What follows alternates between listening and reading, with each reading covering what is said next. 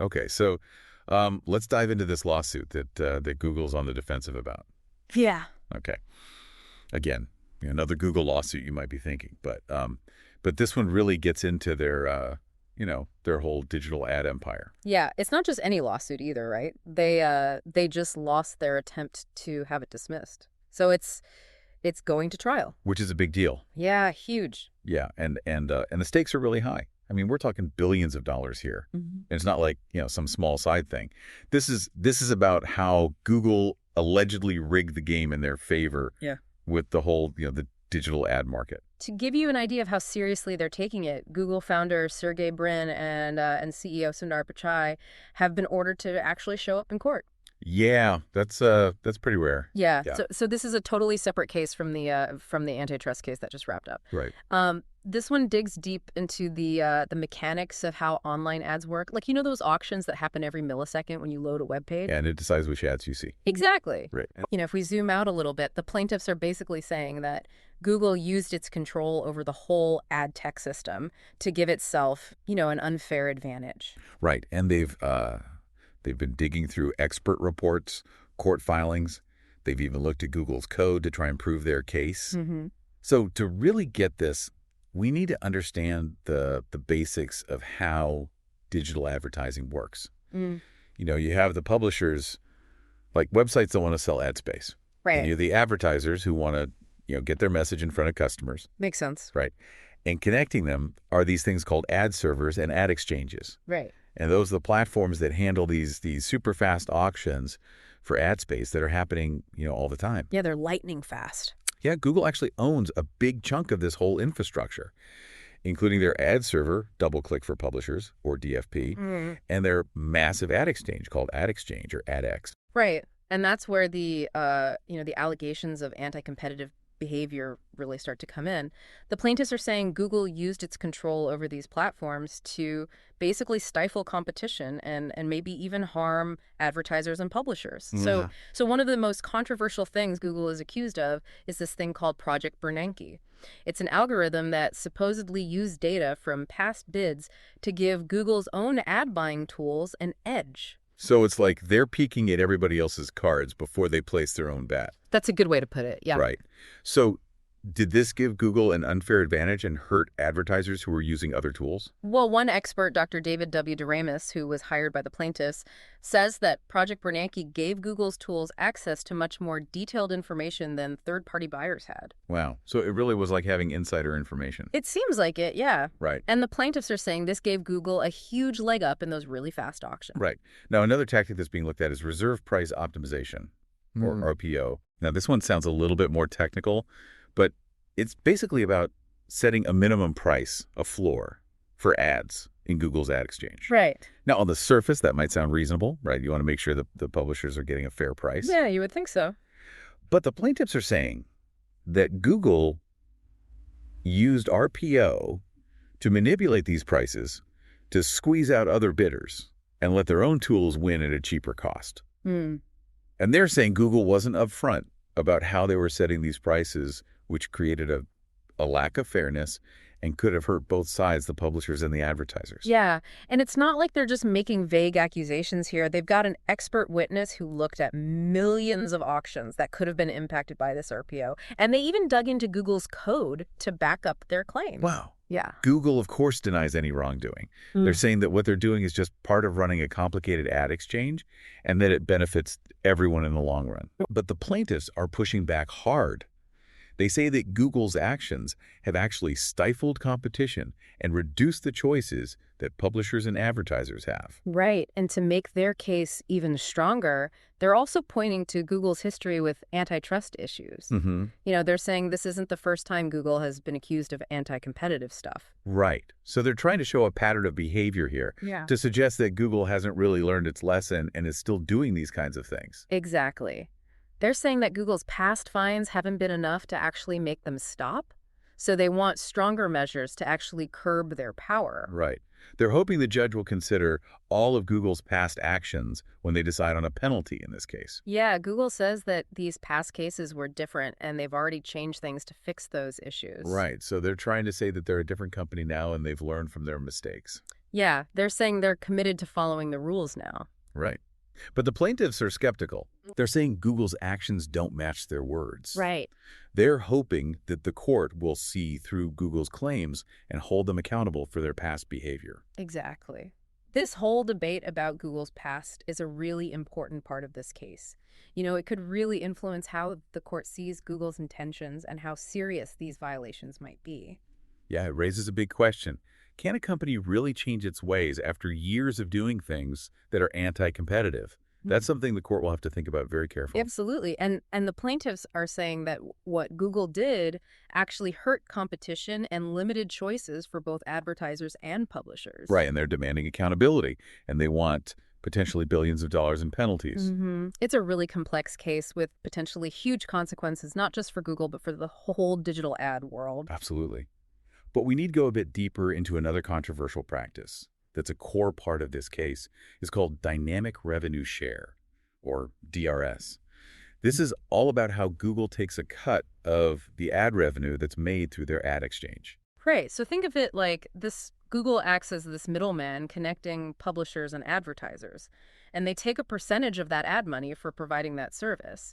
But with DRS, this revenue share wasn't fixed. It could change. Right. The plaintiffs are saying that Google tweaked this system to favor its own ad buying tools and possibly even shortchanged publishers. Right. So they were kind of playing both sides of the game. Exactly. Now, it's important to know that there were actually two versions of DRS. There was DRS V1, which ran from 2016 to 2018, and then DRS V2, which was used from 2018 to 2019. Right. And the plaintiffs are claiming that both versions were designed to benefit Google's own tools, even though they worked in slightly different ways. They're basically saying that all of this stuff combined with things like Project Bernanke and RPO created this system where Google was unfairly tipping the scales in their own favor. Right. The digital ad market is really complicated and it's not very transparent. Those auctions happen so fast behind the scenes. It's not like comparing prices for a new car or something. Right. And Google has said that all these practices are just ways to make their ad exchange better and more efficient. Yeah, right. But the plaintiffs are saying that, no, what Google did has actually made competition worse. And it's limited the choices for advertisers and publishers. Yeah. And ultimately, they're saying that it has distorted the entire digital ad market. Yeah, it's really fascinating. To really understand how this all works, we kind of have to get into the nitty-gritty details of those auctions, those milliseconds, that happen behind the scenes. Yeah, right. And Google has argued that everything they've done is just part of, trying to make the system work better. They're saying that it actually helps everyone. Yeah. But the plaintiffs are saying, no, that's not true. What you're doing is stifling competition, you're limiting the choices for advertisers and publishers, and you're actually distorting the market, right? And they want Google to be held accountable, and they're asking for potentially billions of dollars in penalties. Yeah. Now, to bolster their case, they're also focusing on what Google has said publicly about creating an equal footing in their ad exchange. Right? Google has said that all bidders compete on a level playing field. But the plaintiffs are calling that misleading, especially when you consider things like Project Bernanke and DRS, which they say gave Google a secret advantage. They're suggesting that all that talk about fairness and transparency from Google was really just a cover-up for practices that were designed to tilt the playing field in their favor. Right. And they're using internal Google documents as evidence to show that the company knew they weren't treating all bidders equally. Right. Of course, Google says these allegations are false. They say they were genuine when they talked about equal footing and that they didn't mean to mislead anyone. Right. But the plaintiffs aren't buying it. They say that Google's dominance gives them the power to operate without being transparent and accountable.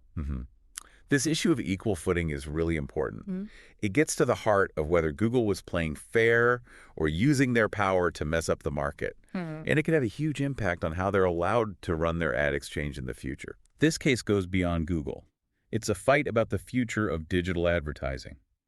This case could completely change how online ads are bought and sold, and it could redefine Google's power in this incredibly important market. Yeah, it really boils down to this. Did Google go from just being a smart business to being an illegal monopoly? That's what the court's going to have to figure out. Right, and that's why everyone is watching this case so closely. Yeah, it's a big one. Absolutely. This case could reshape the whole digital ad industry. The plaintiffs are arguing that if Google keeps doing what they're accused of, it'll stifle innovation and limit competition, and that's ultimately going to hurt both publishers and advertisers. They're hoping for a future where Google's power is checked. more companies can compete fairly and there's more transparency in the ad market, they think that would create a more vibrant and diverse ecosystem which would benefit everyone. Right.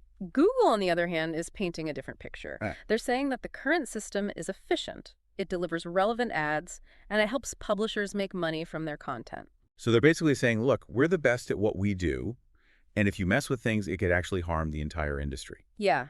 This whole debate about the future of digital advertising is a really interesting and important part of this case.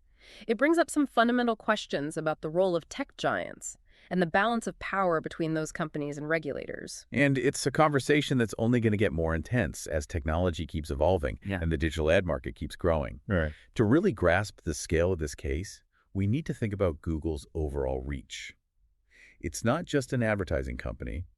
It's a tech giant with a presence in almost every aspect of our digital lives. Right. They dominate search, email, video sharing, mobile operating systems, maps, and so much more. Their control over digital advertising is just one piece of this massive empire. The plaintiffs are arguing that Google has basically used its power in areas like search to give itself an unfair advantage in other markets, like digital ads. For example, they point to accusations that Google prioritizes its own products in search results, which could be steering traffic away from competitors. They're saying that Google is using its power across its whole ecosystem to stay on top, and that's stifling competition and limiting what consumers can choose from. Yeah. Google denies these allegations, of course. Right. They say that their success is all about innovation and giving users the best experience. Right. They're saying that they operate fairly and ethically and that their actions actually help consumers. Right. But the plaintiffs are not convinced. They're arguing that Google's size and power have become a threat to a fair and competitive market. They're calling for regulators to step in and break up Google's alleged monopoly. They're saying this is crucial for protecting innovation and ensuring a level playing field. Right. This case is actually part of a bigger movement to control the power of these tech giants like Google, Amazon, Facebook, and Apple. Right. Governments around the world are trying to figure out how to regulate these companies without stopping innovation. This case is like a major battle in that larger war. Yeah, and the outcome could have a huge impact on how these tech titans operate in the future. One particularly complex allegation involves the claim that Google shared user data between its different products. Right. This gets to the heart of those concerns about data privacy and how tech companies use our personal information. The plaintiffs allege that Google took data that they collected from users in one area, like their search history, and used it to make their ad buying tools better at targeting. They're arguing that this gave Google's tools a big advantage over third-party tools that didn't have access to all that user data. Yeah, they're saying Google was blurring the lines between its different products using information collected for one purpose to gain an advantage in another. Google insists that they've always been transparent about their data practices and that users have control over how their information is used. Right. They're saying they've taken steps to protect user privacy and that any data sharing they did was legal. But the plaintiffs counter that Google's explanations about data sharing were often hidden in those long, complicated privacy policies that nobody really reads. Right, so they're saying that Google made it hard for users to understand how their data was being used. Yeah, and that they were basically tricked into giving Google permission to share their information. This whole debate over data sharing is a really sensitive one.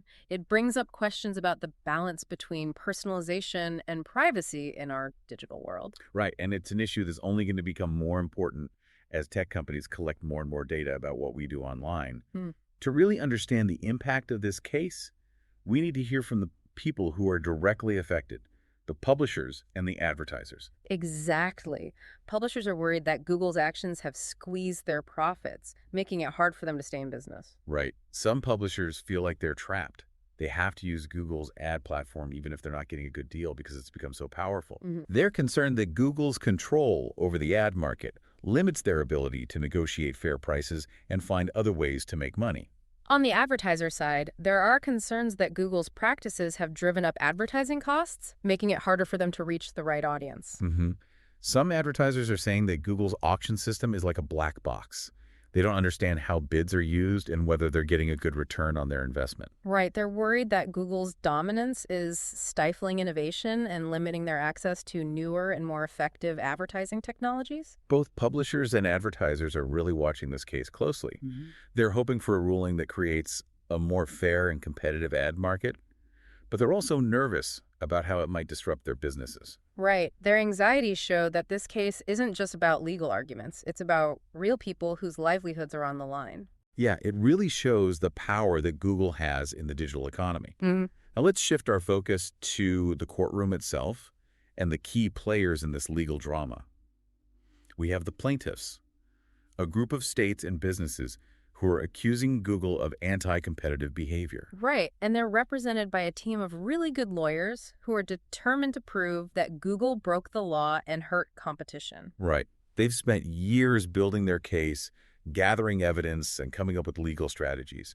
And they're going up against one of the most powerful corporations in the world with tons of legal resources. Yeah, on the other side, we have Google, the tech giant, fighting to protect its reputation and its way of doing business. Right, and they've put together a top-notch legal team known for their aggressive tactics.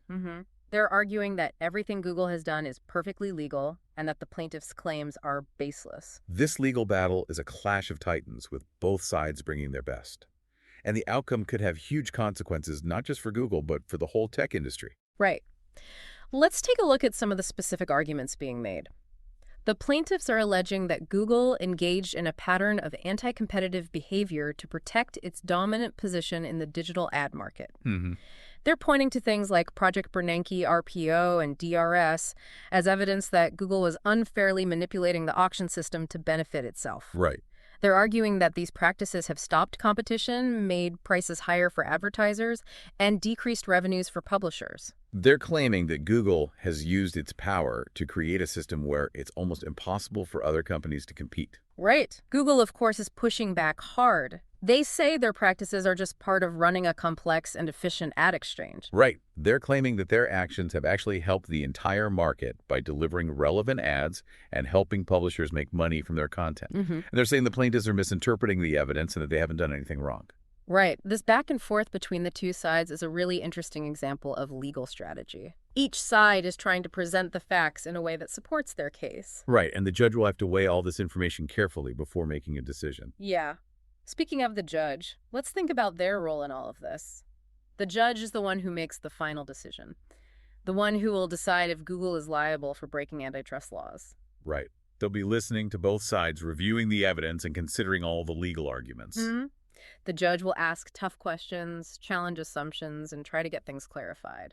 They're responsible for making sure the trial is fair and impartial while keeping things moving along. Right. The judge's role is crucial. Their decisions will have a big impact on the outcome of the case. And their rulings will set a precedent for future antitrust cases, which could shape how tech giants are regulated for years to come. Now, adding another layer of complexity here is the possibility of a settlement. Yeah, it's not unusual for big lawsuits like this to be settled outside of court through a negotiated agreement. Right, both sides have reasons to settle. Google could avoid a long and costly trial and the risk of a bad ruling that could hurt their reputation and force them to change how they do business. Right. For the plaintiffs, a settlement would mean a quicker resolution and a guaranteed payout instead of all the uncertainty of a trial. But reaching a settlement is tricky. Right. Both sides want the best deal possible. So they'll be negotiating the terms, including the financial penalties, any changes to Google's practices, and the level of oversight going forward. And there's always the chance that the negotiations could fail and the case would go back to court. Yeah. It's a delicate balance with both sides weighing the pros and cons of settling versus going to trial. Let's step outside the courtroom for a moment and think about the broader implications for the whole tech industry. This lawsuit is part of a growing wave of antitrust scrutiny targeting tech giants like Google, Amazon, Facebook, and Apple. Right. Governments and regulators around the world are getting more and more concerned about the power these companies have, their impact on competition, and how they're using data. This case could set a precedent for how these companies are regulated going forward. It could lead to stricter antitrust enforcement and tighter rules for their business practices. The tech industry is watching very closely. They want to see how the court rules and what it means for their own businesses. The outcome of this case could signal a shift in power between tech giants and regulators and potentially change the digital landscape for years to come.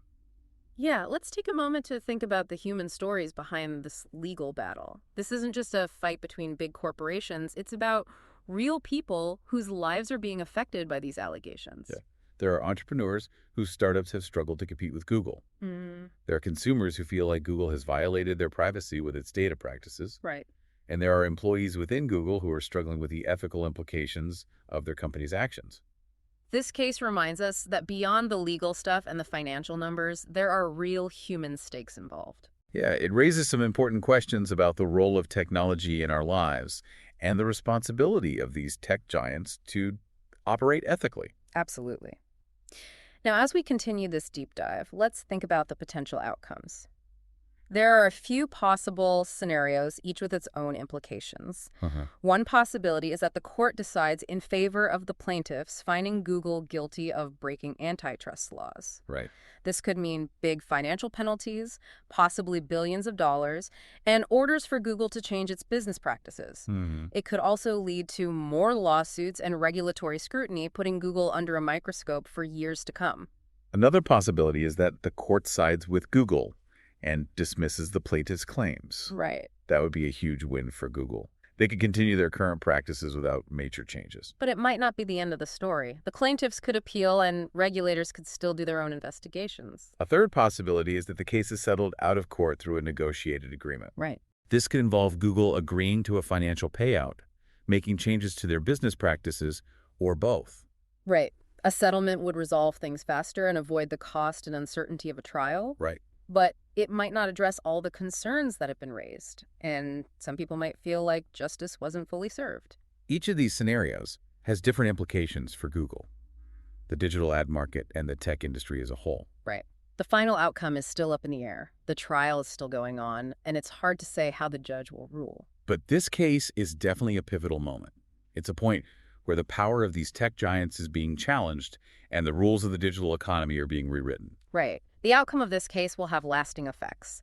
Now let's just take a moment to appreciate how complex this case is. Right. It's this tangled web of legal arguments, technical jargon, and economic theories. This case really requires a deep understanding of the digital advertising world, online auctions, how competition works, and the role of data in the digital economy. It's pushing the boundaries of antitrust law as courts and regulators try to figure out how to deal with companies like Google. And it's a case that's still developing with new stuff coming out as the trial goes on.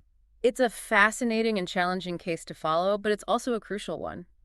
The outcome could have a big impact on our digital lives. Absolutely. Right. Let's distill some key takeaways from our deep dive today. Okay. First, this case highlights the immense power Google has in the digital ad market. Right. Their control over the infrastructure gives them a lot of influence over how ads are bought and sold, who gets paid, and how much. The plaintiffs are saying that Google has abused this power, doing things that are anti-competitive and that have hurt both publishers and advertisers. Second, this case raises some serious questions about how transparent and fair the digital ad market really is. Mm-hmm. The plaintiffs are alleging that Google's auction system is opaque. It's hard for publishers and advertisers to understand how prices are set and if they're being treated fairly. They're arguing that Google needs to be more open, giving publishers and advertisers more control and insight into the process. Third, this case underscores how important data is in the digital economy. Right. The plaintiffs are claiming that Google used its huge collection of user data to give its own ad buying tools an unfair advantage. Right. They're saying this raises concerns about data privacy and whether we need stricter rules to protect how our personal information is used. Fourth, this case highlights the growing scrutiny that tech giants like Google are facing from regulators and governments all over the world. Mm-hmm. Concerns about antitrust are growing as policymakers try to grapple with the power of these companies and their impact on competition and innovation. This case could be a real turning point, leading to more forceful enforcement and stricter limits on how these tech giants do business. And finally, this case really shows how technology isn't neutral. The way it's designed and used has a huge impact on our lives, the economy, and society as a whole. It's up to us to make sure technology is used fairly, promotes competition, and benefits everyone. This case is a real wake-up call. We often take these technologies for granted, but this lawsuit reminds us that there are real-world consequences to how they're designed and controlled. This case makes us think critically about the digital world and the power dynamics at play. It's easy to get caught up in the legal and economic arguments, but there's also an important ethical dimension to consider. That's a key point. Even if Google's actions are eventually deemed legal, does that automatically make them ethical? Legality and ethics aren't always the same thing. Exactly. A company can operate within the law while still doing things that a lot of people would consider morally questionable. Right. And this case brings up some really tough ethical questions. Like, for instance, how much control should one company have over information and advertising in our society? Is it okay for a company to use its dominance in one market to get ahead in another? And what about using personal data to target ads? Where do we draw the line between personalization and privacy? These are questions that go beyond this particular lawsuit. They're questions we need to think about as a society as technology keeps changing and shaping our world. This case reminds us that we can't just passively accept the technologies we're given. We have to think critically, ask tough questions, and demand that these technologies reflect our values. So what does this all mean for you?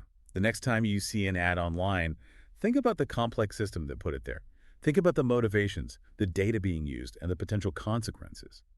Don't just be a passive consumer of technology, be an informed and engaged citizen of the digital world. The outcome of this case could have ripple effects that impact us all.